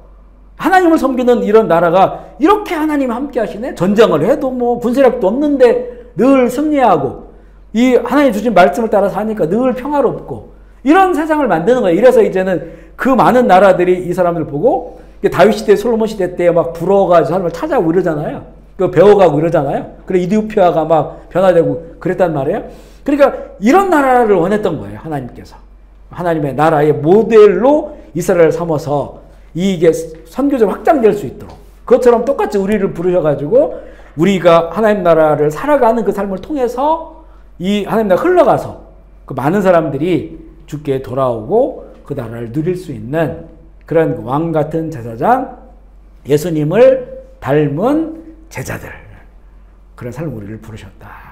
신명기의 그 부르심과 지금 우리의 부르심을 이렇게 우리가 비교해서 이게 선교적인 그런 그 관점으로 이렇게 우리가 볼 수 있습니다. 아멘이시죠? 네, 오늘 여기서 마무리하고요. 기도하고 마칠게요. 우리 다음 주에는 히브리적 관점의 신명기 읽기인데, 그것을 위해서 우리 지금 신명기 매일 성경으로 읽는데 좀 더 이제 가능하면 1장부터 뒤까지 이렇게 한두 번이라도 더 읽어보셔서 전체적인 맥락을 좀 이렇게 머릿속에 좀 기억을 할 수 있도록 홈워크로 숙제 같이 찬양하고 우리 이 시간에 기도하겠습니다. 말씀 생각하시면서 신명기를 주신 하나님, 또 이게 왜 그 신명기를 주셨고 또 이건 신학적으로는 지금을 살아가는 우리들에게는 어떤 의미가 있는지 잘 마음에 새기고, 특별히 이제는 이 쇠마의 말씀과 또 신명기에도 보여주시는 그런 그 두 가지의 삶 우리가 결단하면서 이 시간 마무리할게요. 같이 주의 이름 한번 부르고 통성으로 기도하겠습니다. 하나님 아버지, 오늘 우리를 여기에 부르셔서 또 하나의 말씀을 주시니 감사합니다. 우리의 모든 말씀들 우리의 마음에 새겨져서 그 말씀이 우리의 삶이 되게 하여 주시고 또한 그 삶을 통하여 하나님의 나라의 행복을 누리고 또 그 나라가 확장되어져서 주신 선교적 사명도 잘 감당할 수 있도록 주님 인도하여 주옵소서. 사모하는 마음으로 현장에 나오고 또 주무로 함께하는 우리 사랑하는 형제 자매들, 유튜브로 함께할 우리 모든 교우들 주님 기억하여 주시어서 하나님의 말씀과 정반대로 가는 이 세상의 복판에 우리가 살아가지만 우리는 더욱더 말씀을 통하여서 하나님이 어떤 분이신지 더 알아가게 하시고 무엇보다도 이 말씀 주신 살아계신 하나님과 더 깊은 관계를 통해서 또 예수 그리스도와 더 깊은 동행함을 통해서 또 우리에게 주신 그 성령님과 함께함으로 이 말씀들을 이루어 나가서 정말 왕같은 제사장 예수님을 잘 닮은 좋은 제자들이 되어서 주님 기뻐하시는 삶 살아가게 하시고 이 어둡고 죄악 많은 세상 가운데서도 행복한 하나님의 사람들 되게 하여 주옵소서. 오늘도 귀한 처소를 우리가 사용할 수 있도록 도와주셔서 감사합니다. 이곳에 오고 가는 모든 자들이 평화롭게 하여 주시고 일하는 모든 사람들이 주님 안에서 행복을 누리게 하여 주시고 또한 영혼이 잘된 같이 범사가 잘되고 강건하여 지게 하여 주시옵소서. 감사를 드리며 우리 구주 예수 그리스도의 이름으로 기도합니다.